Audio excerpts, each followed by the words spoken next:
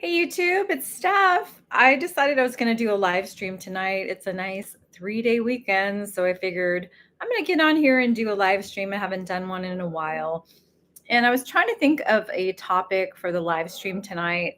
And I decided, I have a lot of books about music, and these are super cool books. There's a whole series of them. They're called the Marshall Cavendish Illustrated History of Popular Music.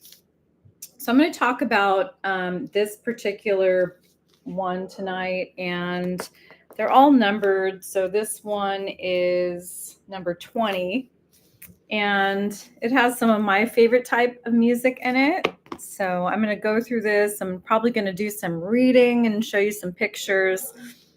I was hoping to do this live stream on my cell phone, but I couldn't get the orientation to work right. I had set it to horizontal, but it kept telling me to rotate. So I switched to my webcam on my laptop, and just the graphics aren't as crisp and clear. So sorry about that. I will figure out how to get that working better, because I want to do some more of these where I'm showing you some music books and reading them to you. And it's just kind of a fun thing that I like to do.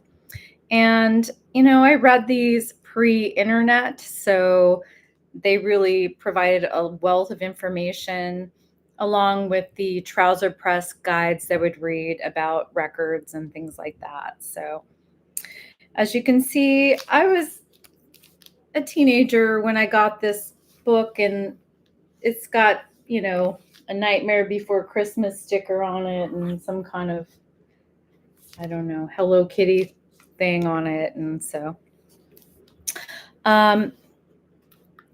hi, Mike.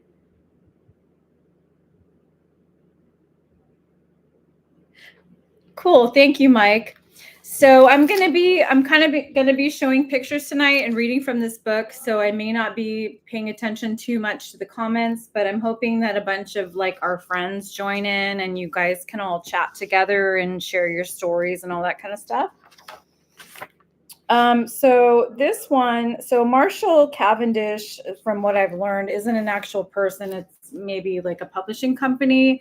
And I looked this up, and I'm going to go ahead and, I didn't really know, but I want to try and explain it to you guys here that don't know.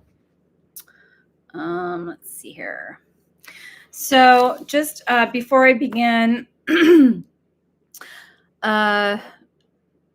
the Marshall Cavendish Illustrated History of Popular Music is a multi-volume set. So there's tons of these, and they're all in a nice set, that were published around 1990. And Marshall Cavendish is a UK-based publisher founded in the 1960s. And that is who created these volumes to trace the roots and the rise of popular music, especially rock and roll, starting from the mid-1950s onwards. Each volume covers a slice of music, historically, chronologically packed with visuals like photos, vintage posters, and charts. It's like a time machine through music, a way not only to hear, but to also see how genres, artists, and culture evolve together. So I only have 2 of these, but I think I just want to get the whole collection and just, it's sometimes it's kind of relaxing to just sit back and just take a look. I'm really a visual person, and so I really enjoy looking at the visuals of all the artists and then reading about them. So like I said, I apologize if the visuals are crappy because I'm on my laptop and it's fuzzy. So I'll try and give you the best visuals I can. But this one, you can tell there's a theme, which is my favorite type of music. And of course, there's Boy George on the cover. But don't let that fool you, because this whole book here is full of all kinds of great stuff. All right. So here you open it up, and here's the contents. This here says that it was printed and bound in Italy, which is pretty interesting. And it talks about the editorial staff and the reference edition staff and the contributors, which are a bunch of music experts. And so it starts with a picture of David Byrne from the Talking Heads. And it says Entertainment USA. Variety was the keynote of the American music scene as the 70s ended. And I'm going to get my glasses here.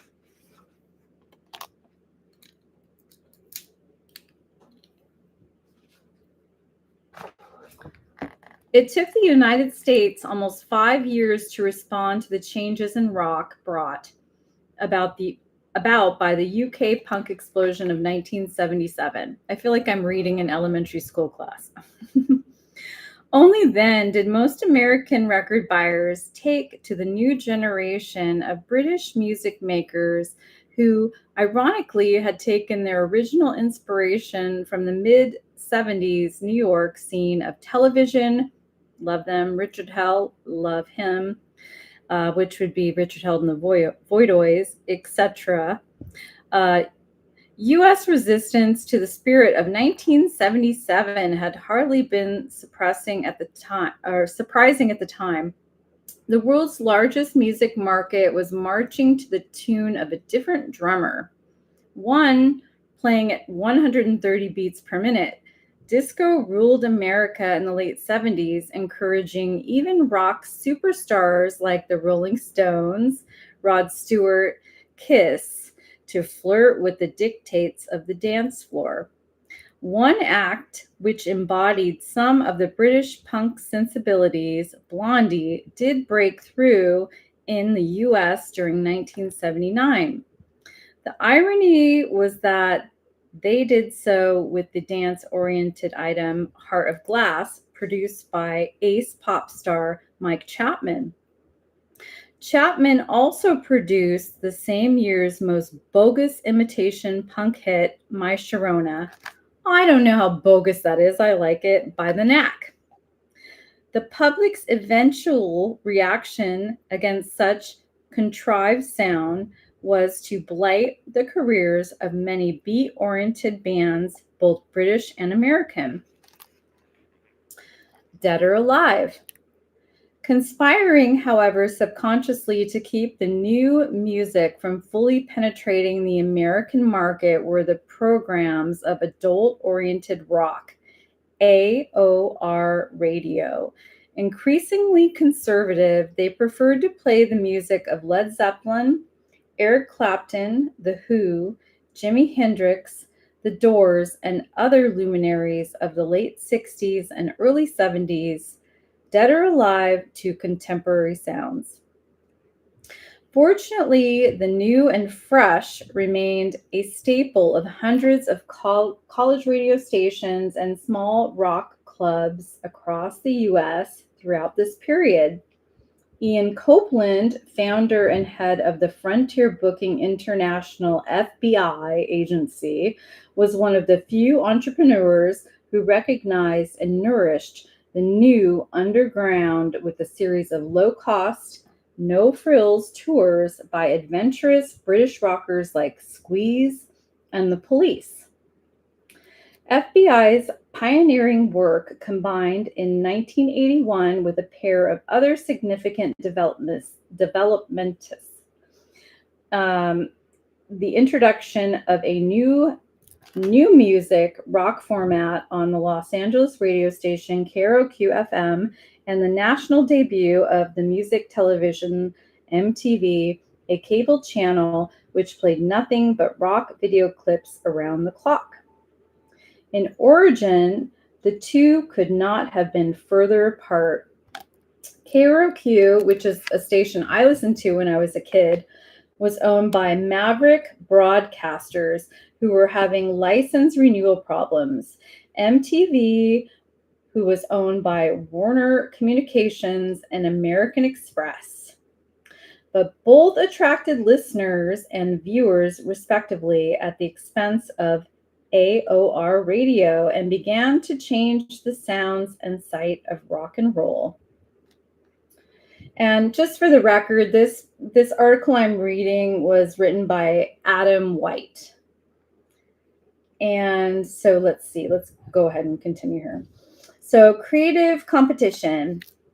By mid-1982, the KROQ format was beating its local AOR competition in the ratings, and being syndicated to other stations across the US, while MTV was playing more new music than dozens of radio stations combined and becoming the talk of the television and music industries in the process.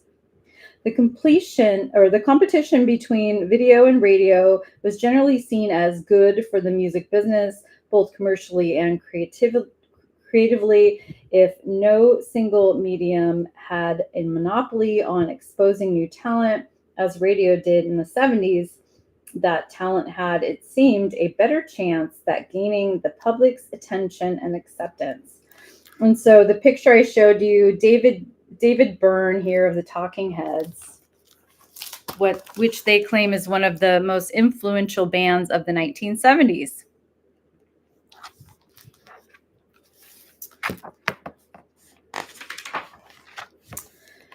Okay, so here's a story about the Talking Heads, and it's entitled Fear of Music. I'm going to take a sip of water here.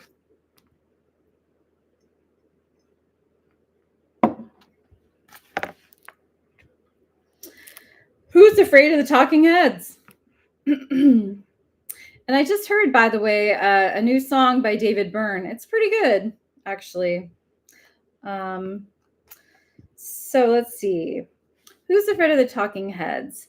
The name Talking Heads is a media speak, a phrase found in a TV guide by a friend, the band's describing the Framed Heads, a television talk show. Oh, the Framed Heads of a television talk show. The name defines the band's preoccupations accurately. The global village of mass electronic communication, with its lack of privacy and attendant paranoias, materialism, home appliances, and all other trappings of the middle-class American life. The band originated with three friends from the Rhode Island School of Design: Chris Frantz, Martina Weymouth, and David Byrne. They all came from rich, upper-class, middle-class, or rich and upper middle-class backgrounds.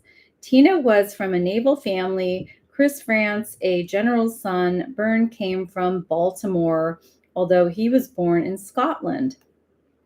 Well-traveled, well-read, and highly educated, the trio seems suited to the hothouse and artistic environment of RISD. Frustrated with the elitism of the art world, however, Byrne dropped out before finishing his course.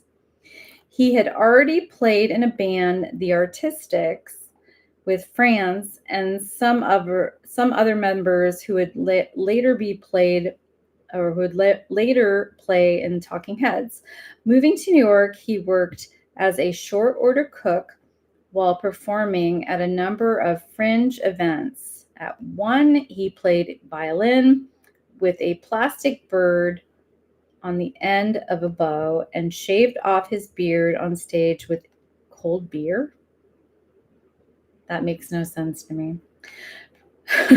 Frantz and Weymouth joined him after finishing their degrees in 1974. The three of them moved into a loft on the Lower East Side, and Byrne and Frantz decided to start a band. Although they couldn't find a suitable bass player, it was a while before it occurred to them to teach Tina, although she could already play guitar. Rock and roll is a thought rock and roll is thought of as male music. Is it really? Who made that rule? I'm just saying. I wasn't sure how it would be received. Seriously? Okay. Tina played down the problem she had in establishing herself as a respected member of the group. Okay. After the band got the recording contract, Byrne made an audition all over again for her job as bass player. And in 1981, an interview with The Face, she said, "One thing I did that I'm glad about in retrospect is that I never talked about the problems of being a woman. I didn't want to discourage anyone who had the same idea. I didn't want to make it look like an uphill trek," which it was.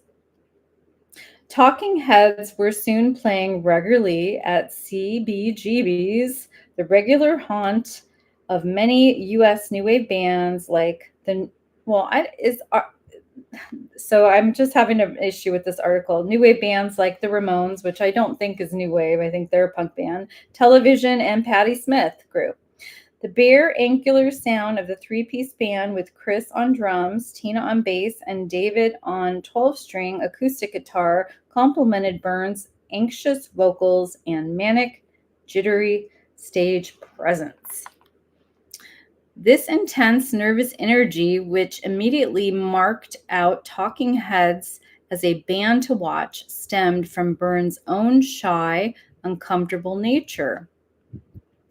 "I'm getting a bit better now at normal relations," he remarked in 1981, like saying please and thank you, things like that.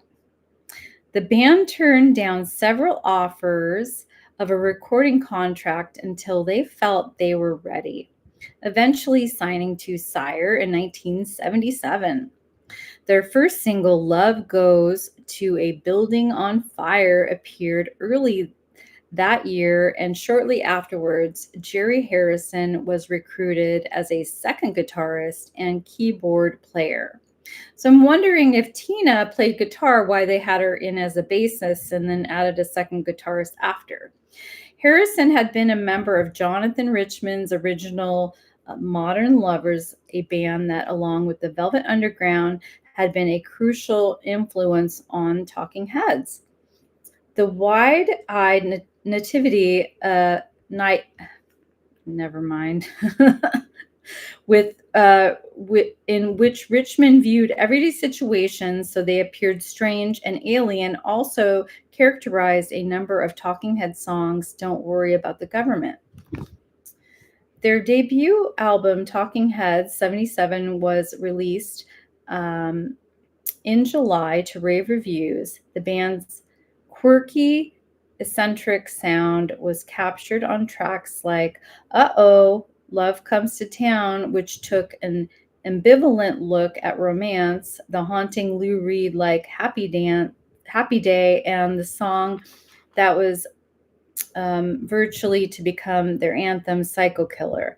Also, as a single, Psycho Killer took Burns' jittery presence to its extreme. "I can't seem to face up to the fact I'm tense and nervous and I can't relax. I can't sleep 'cause my bed's on fire. Don't touch me. I'm a real live wire." Okay, the kids of today. Although they were pushed as punk or as a punk band by their record company, Sire, the band's image was ordinary, clean slacks and checkered shirts, in keeping with their lyrical preoccupations, the neurosis lying beneath the surface of middle American life. They spurned the hysterical praise showered on them by the music press and kept a low profile publicly. But paradoxically, Burns' idea of the function of the rock singer was not far removed from the concept shaman that the Doors' Jim Morrison had believed in. In most rock and roll, there's an emphasis on the front person living out the methodical archetype, or the mythical archetype, sorry. They are given this role that they become possessed by, and they live out the role in front of the audience. And I think that's pretty cool. So let's just go ahead and read that again because I like that. So Burns' idea of the function of the rock singer was not that far removed from the concept of the shaman that the Doors' Jim Morrison had believed in. In most rock and roll, there's an emphasis on the front person living out the mythical archetype. They are given this role that they become possessed by, and they live out the role in front of the audience. And that's so true, and that's so cool. Okay, so Burns certainly sang like a man possessed. This tension between the material and the spiritual, the seen and the not seen, to quote one of their song titles, lay at the heart of their music. The second Talking Heads LP, produced in collaboration with former Roxy Music synthesizer player Brian Eno, who of course is a god, um, elaborated their familiar obsessions as its title, More Songs About Buildings and Food. 1978 mockingly suggested.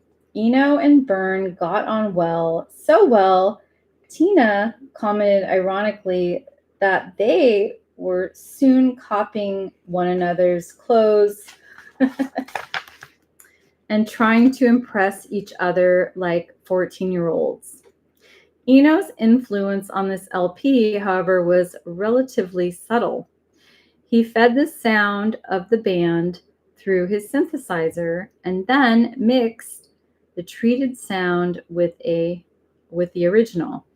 The result emphasized rather than its altered the band's state. Tina and Chris, who married the previous year, were developing into a powerful, funky rhythm section, and overall sound of the record was bigger. It was more confident, and it was a more confident version of its predecessor.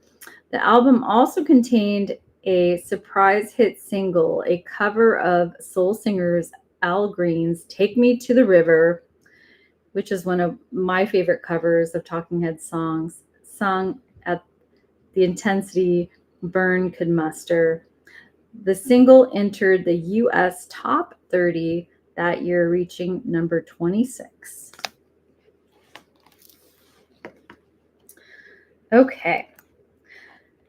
Tales of Urban Tension.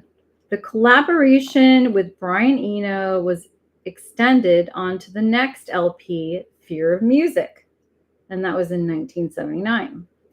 The record also showed the band's growing interest in funk and African music, although the band members disagreed over who was first introduced to this element. I Zimbra, a frantic driving track with nonsense lyrics from a poem by Hugo Ball, featured a pair of African drummers and King Crimson guitarist Robert Fripp. And this added some experimental noises from Brian Eno. Cities set Brian Byrne's familiar persona, the outsider surveying ordinary people going about their lives to this new energetic beat. While Life During Wartime, released as a single, was a description of urban tension written, according to Tina, from the point of view of a terrorist. This ain't no party, this ain't no disco, this ain't no fooling around, sang Byrne grimly. Byrne then went on to make a very strange experimental album with Eno, My Life in the Bush of Ghosts.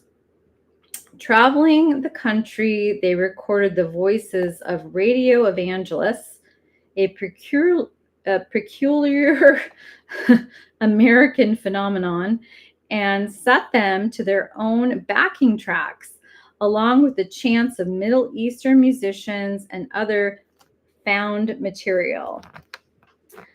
The results, which included an exorcism that took place on the air, reflected Byrne's preoccupation with modern mass communications, spirituality, and possession, together with his and Eno's interest in ethnic music. So bizarre, but it's interesting at the same time.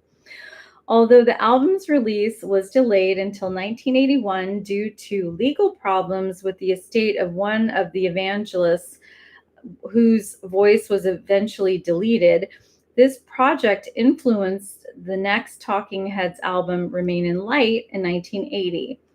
Using the latest digital recording equipment, the band built up rhythm patterns from tape loops made from studio jam sessions. Gradually, layer after layer of intricate cross rhythms were added to these basic one chord jams. Other musicians were brought in to fill out the sound. Adrian Belew, David Bowie's tour guitarist, former LaBelle vocalist Nona Hendrix, a horn section arranged by John Hassel. To complete the all-star cast, there were even guest appearances by singer Robert Palmer on percussion. Very cool. The rich orchestra of funk that resulted was far removed from the frail, brittle textures of Talking Heads 77. Byrne then added lyrics, many of them adapted from the radio evangelists he and Eno had recorded for My Life in the Bush of Ghosts. And you may ask yourself, am I right? Am I wrong? And you may say to yourself, my God, what have I done? Once in a lifetime. Okay, it all makes sense to me now reading this. That particular track brought the band their first UK top 20 hit in 1981. When it came to presenting this material on stage, it was necessary to assemble an even larger collection of musicians. A second bassist, Busta Cherry Jones, Parliament keyboardist Bernie Worrell, veteran soul percussionist Stephen Scales, vocalist Dolette McDonald, and Andrew Belew. With such a large group, the focus inevitably shifted away from David Byrne as the lonely, tormented lead vocalist to a more joyful, communicable form of music making. On a good night, Byrne remarked, "You are all sort of locked together into one complicated groove that has nothing to do with one single personality." Okay, so let me show you the graphics here of what I'm reading. These are the beautiful pictures.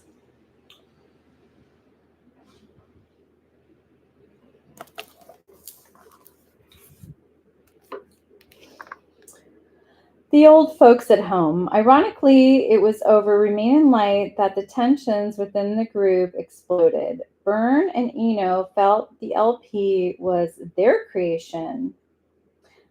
Brian's very insecular, Tina commented. You begin to feel you've been pinpointed as an innovator.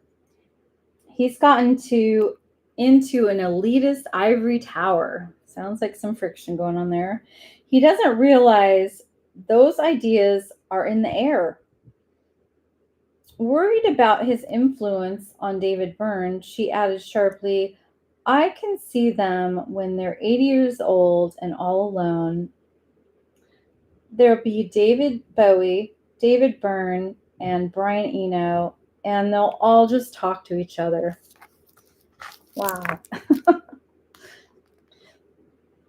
The rest of the band felt that Byrne and Eno had taken too much credit for all the compositions on the album sleeve, and that the second pressing was altered accordingly.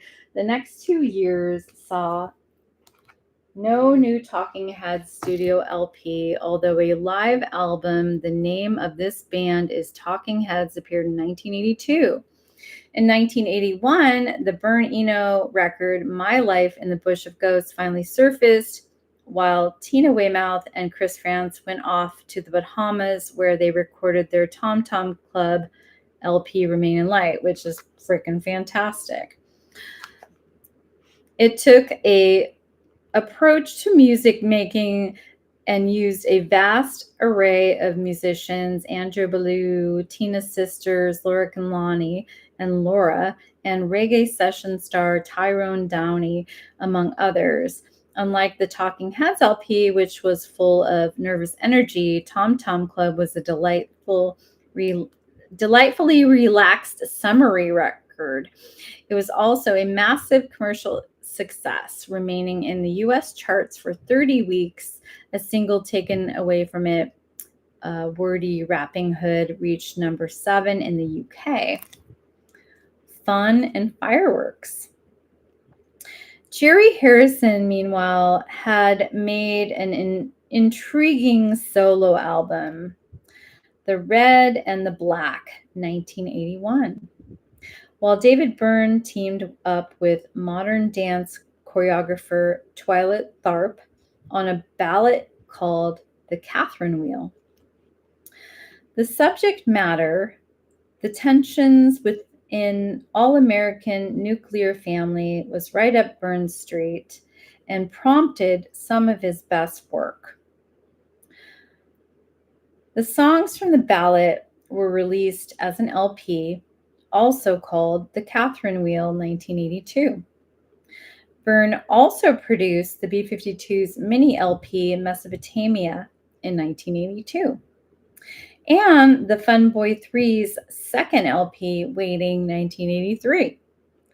The British vocal trio used an all-woman band of instrumentalists, which Byrne, having changed his tune somewhat, described as real sharp thinking. In 1983 saw another Tom Tom Club single, Close to the Bone, and a cover of the Drifters, Under the Boardwalk. All independent activity fueled rumors of the Talking Heads' imminent demise, so the release of the LP, Speaking in Tongues, took many people by surprise. And in many ways, the return to their earlier, simpler style. It included the manic single Burning Down the House, a live LP and film, both called Stop Making Sense, followed in 1984. Their next studio LP, Little Creatures, 1984, showed the band at their most relaxed. The song Road to Nowhere, with its delightful mock gospel chorus, was released as a single and made the UK top 10. I wanted to emphasize the pop songs again, Byrne said disarmingly. I enjoy singing. I sing along at home to other people's records, and I thought, you haven't written any of your own. You can sing for ages. And there you go. Often one of the most influential bands around. So there were 2 articles there, both written by Adam White and Chris Schuler. And they have this little square box down here where they have like recommended listening, which I think is super cool. So they recommend listening to Talking Heads 77 by Sire Records. Includes Tentative Decisions, Psycho Killer, Uh-Oh, Love Comes to Town, Happy Day, the book I read, Don't Worry About the Government, and Fear of Music. And so that's what they recommend to listen to. They recommend Talking Heads 77. And let's move on to the next page here, which features the B-52s. So I think we're going to do maybe like one live stream with featuring one band. And, you know, I'm not the best live reader. I try, but, you know, I stumble a little bit. But it's not that easy unless you're professional, I suppose. But I'm going to do another live stream next, and we're going to get through this whole book. And we're going to learn all this really cool, interesting stuff about all these bands. And if you are watching this, thank you. And I'll be back with another live stream soon. And yeah, it might be sooner than next Sunday, but I'm thinking this is fun. Let me know what you think about this kind of thing. I've never tried it. It's just kind of an experiment tonight.